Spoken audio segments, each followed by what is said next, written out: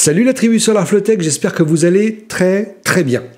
Moi, c'est la forme et je suis très heureux de vous retrouver pour cette courte vidéo dédiée aux différents types de batteries, si vous vous demandez à quoi servent toutes les batteries qui existent et comment, pourquoi les utiliser.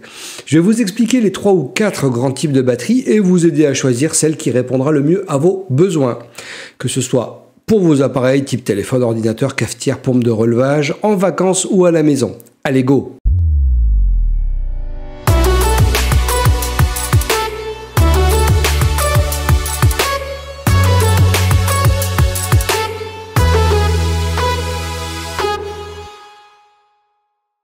En recherchant une certaine autonomie énergétique, que ce soit à l'intérieur ou à l'extérieur, vous allez avoir le choix entre 3-4 différents types de batteries.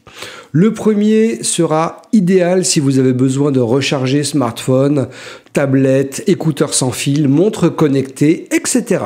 Je parle donc du power bank, qui est un petit stockage d'énergie. Donc là, vous l'avez juste derrière, le power bank, c'est celui-là, ici. Donc là, vous pourrez le recharger via une prise USB, via un adaptateur de prise murale, via un panneau solaire, ou certains sont équipés de panneaux solaires intégrés. Donc c'est comme celui que j'ai derrière et comme celui-ci, mais je vais vous en parler. Donc vous voyez qu'il y a des petits powerbanks avec panneaux solaires intégrés. Bon, voilà, ça existe, mais si vous pensez partir en trek avec ce genre de panneau pour ne pas avoir à le brancher pour le recharger, ne le faites pas, c'est pourri, ça fonctionne pas du tout. Par contre, si vous connaissez une marque de powerbank efficace, avec un système de panneaux solaires intégré, dites-le moi en commentaire parce que ça m'intéresse vraiment. Parce qu'avec ce système-là, bon, autant avoir un petit panneau solaire efficace que vous allez prendre avec vous, que vous allez déplier, que vous allez placer sur l'arrière de votre sac à dos, ou que vous pourrez placer contre une pierre ou contre quoi que ce soit. Le tout, c'est que l'angle soit bien respecté pour recharger la batterie le plus rapidement possible. En l'occurrence, le power bank. Ça sera bien plus performant et pour le coup, voilà, vous rechargerez correctement et rapidement votre bébé power bank. Ils sont équipés de prises USB type A ou type C, selon les modèles, avec plus ou moins de puissance disponible. En regardant les fiches techniques, vous verrez qu'avec une pleine charge, vous pourrez recharger 1, 2, 3, 4, 5, 6 fois ou plus votre smartphone. Évidemment, plus il y aura de stockage, plus il sera gros et lourd. Donc si vous achetez un produit de ce genre en vous disant je vais dans un pays où à un certain moment j'aurai peut-être pas de quoi recharger mon powerbank, optez quand même pour un powerbank qui vous permette de recharger vos appareils sur plusieurs jours. L'ajout d'un panneau solaire sera bien évidemment d'une grande aide dans ce cas-là. En prenant un powerbank de 10 000 mAh, vous pourrez en moyenne recharger un smartphone 2-3 fois. Et son poids se situera aux alentours des 200, 280 grammes, 300 grammes. Un 20 000 mAh pèsera 2 fois plus lourd, mais vous permettra plus de stockage et donc de recharger vos appareils plusieurs fois, dont une tablette type iPad. Franchement, ce sont des accessoires extrêmement utiles qui peuvent vous dépanner dans bien des situations. Et avec cet avantage de la taille et du poids, si vous devez les mettre dans un sac à dos, sur une table de nuit ou dans un vide-poche de voiture, et j'en passe. Ensuite, il existe les batteries nomades. Vous devez connaître si vous suivez ma chaîne, sinon au coin avec une tisane et un chocobon et allez regarder mon contenu. Donc là, c'est plus gros, c'est plus lourd, mais aussi plus puissant et avec plus de contenance énergétique. Il existe 2 types de batteries nomades, celles qui sont équipées de batteries lithium-ion et celles équipées de batteries LiFePO4, c'est-à-dire lithium fer phosphate. Bon, maintenant, la plupart des batteries nomades sont équipées de LiFePO4 et franchement, c'est ce qu'il faut choisir par défaut. Entre les deux, il n'y a vraiment pas photo. Les LiFePO4 sont plus sûrs, ont des cycles de vie beaucoup plus longs, mais plus chers.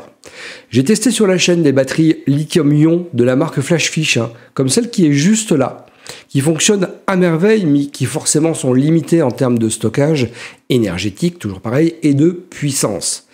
Mais vraiment, comme je vous l'ai dit, la petite A301 qui est ici, elle fonctionne pas mal du tout, et elle est pas chère. Donc voilà, après c'est une histoire de budget, puis selon ce que vous avez à recharger avec ce type de produit-là. Ça sort quand même 320 watts en puissance pour un stockage de à peu près 300 Wh, 292 Wh, un truc comme ça. Ce qui est pas trop mal du tout, vu la taille du bestiau. Après, à utiliser uniquement comme un gros power bank, c'est vraiment top. Ne pensez pas brancher un frigo classique dessus en cas de panne de courant, même si elle a une petite prise CA et que vous pouvez connecter des appareils comme un chargeur d'ordinateur et autres. Vous trouverez ensuite, pour ce qui est batterie Nomad LiFePO 4, les batteries comme les EcoFlow, les Fosibot, Aferi et j'en passe. Il y a d'autres marques comme Allpowers, etc. Là, pour le coup, dans leur gamme, vous trouverez des batteries plus ou moins puissantes selon vos besoins. Si vous voulez une batterie qui vous permette de partir en camping et préserver les bouteilles au froid ou la nourriture en voiture grâce à une glacière ou mini-frigo, puis ensuite pouvoir recharger les téléphones, brancher une lampe et éventuellement une cafetière, partez sur les modèles type EcoFlow Delta 3 Aferi P110, qui d'ailleurs a été testé sur la chaîne. Allez jeter un petit coup d'œil parce que c'est vraiment une super batterie. Ou par exemple la Fosibot F1200 que je vais tester dans pas longtemps, qui est également une super batterie dans la même veine que la Aferi. L'avantage de ces modèles est que les batteries ne sont pas trop lourdes. La Delta 3 fait environ 15 ou 16 kg, la Aferi P110 dans les je crois 12 kg, un truc comme ça, 12-13 kg. À vérifier, je vous le mettrai en capture d'écran si je me trompe dans les poids. Et elle propose aussi une puissance moyenne de 1200 watts et un stockage aux alentours des 1 kWh. Elles sont parfaites également si vous faites les marchés ou si vous souhaitez une solution pour alimenter votre téléphone, des spots, votre lecteur de cartes, etc. Après, il existe plus petits, comme les séries River chez EcoFlow, P010 que j'adore chez Aferi, ou R600 qui est aussi une super batterie chez Allpowers, que j'ai testé sur la chaîne. C'est vraiment aussi une très jolie batterie, elle est belle et elle est puissante aussi. C'est pas une batterie qui a écarté dans le lot. Mais pour le coup, elles seront plus limitées en termes de stockage et c'est normal vu leur petite taille. Puis vous pouvez avoir des batteries plus grosses comme les séries Max chez EcoFlow, les P210 chez Aferi, les F2400 chez Fosibot et R2500 chez Allpowers. D'ailleurs, je vais la tester dans pas longtemps, la R2500, avec une extra batterie et un panneau 400 watts. Donc restez connectés, abonnez-vous si vous voulez voir ce genre de test. Bref, ce sont des batteries plus lourdes mais encore plus puissantes qui vont vous permettre de tenir plus longtemps ou d'alimenter des appareils plus énergivores. Avec ce type de batterie, vous pouvez aussi penser placer un inverseur de source au tableau électrique de votre maison pour pouvoir, en cas de panne, l'utiliser pour alimenter votre habitation.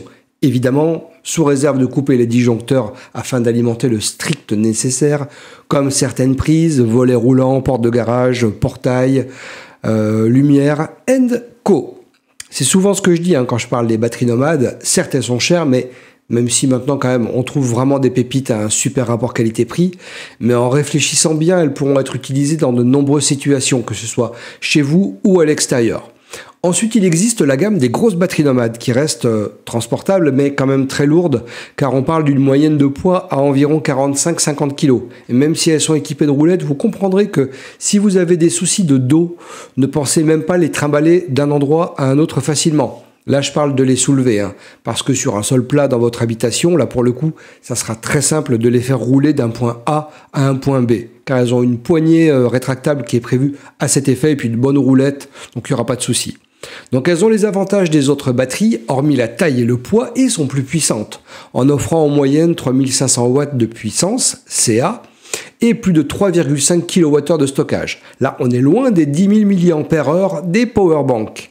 Elles sont donc encore plus faites en cas de coupure de courant, en les branchant via un inverseur de source ou avec une prise mal sécurisée, même si je ne recommande pas. Il existe plein de vidéos à ce sujet sur la chaîne, donc allez jeter un petit coup d'œil. Si vous voulez donc alimenter un chalet par exemple à la campagne ou être plus autonome en énergie, elles sont parfaites. Je parle des EcoFlow Delta Pro 3, Delta Pro même classique, qui est une très très bonne batterie, les Aferi P310, Fosibot F3600, etc. D'ailleurs, vous vous rendrez compte qu'elles ont presque la même tête. Hormis l'EcoFlow Delta Pro 3, qui pour le coup est le modèle très premium de ce type de batterie, car elle propose des connectiques variés, le Wi-Fi, le Bluetooth, et la possibilité d'utiliser un Power Stream, qui vous permettra de renvoyer de l'énergie dans votre habitation et de gérer la recharge solaire de la batterie. Bref, c'est le top des batteries de ce secteur, mais voilà, ça a un coût. Si ça vous tente de l'avoir en test, parlez-moi-en en commentaire. Et pour finir, il existe des systèmes de batterie qui ressemblent à des batteries de voiture et qui sont connus et énormément utilisés par les personnes qui sont en mode nomade, par les camping-caristes, etc. Mais ces systèmes de batterie peuvent être placés également dans les maisons, dans une pièce dédiée, afin d'avoir une grosse quantité de stockage. L'avantage va être le prix du stockage par rapport à une batterie nomade. Mais il faudra quand même, alors que ce soit dans une maison ou même à empiler dans un camping-car, ajouter du matériel en plus comme un convertisseur, un onduleur, régulateur de charge, etc. Donc je dis beaucoup etc. Désolé. Donc avec une batterie nomade, tout est intégré et déplaçable facilement. Et dans le cas des batteries de ce type, c'est fixe et ça ne bougera plus. Sauf si vous en avez 2 dans un camping-car, voilà, ça va pas être trop compliqué à déplacer, sauf si vous prenez les gros modèles. Ça risque de vous prendre la tête par contre dans une maison si vous devez déplacer le système tous les 6 mois. Ou surtout vous tuer le dos. Par contre, comme je vous l'ai dit, ça vous coûtera moins cher et ce type d'installation fera que vous pourrez avoir une énorme quantité de stockage. Là où les batteries nomades bloqueront à environ 12 kWh de stockage pour une Delta Pro 3 et 2 extensions de batterie. Bon, vous pouvez ajouter 3 Delta Pro 3 dans une maison avec ensuite sur chacune 2 extensions de batterie. Bon là après au niveau des coûts, c'est à réfléchir quand même. 3 Delta Pro 3 plus 2 extra batteries sur chaque batterie, enfin chaque Delta Pro 3, franchement, là, il faut peut-être se diriger vers un système de stockage comme je viens de vous parler. Vous pouvez aussi trouver des batteries domestiques à placer dans un endroit fixe, du genre Tesla Powerwall, les batteries AP System et autres marques. Mais voilà, je ne vais pas rentrer dans les détails dans cette vidéo, c'est juste pour vous indiquer ce qu'il est possible d'utiliser. Il y a un dernier type de batterie, comme les systèmes proposés par Zendur, où on trouve une batterie, ou plusieurs empilées les unes sur les autres, jusqu'à 4 pour ce système en l'occurrence, et une tête pensante sur le dessus du système, qu'on appelle Hyper 2000.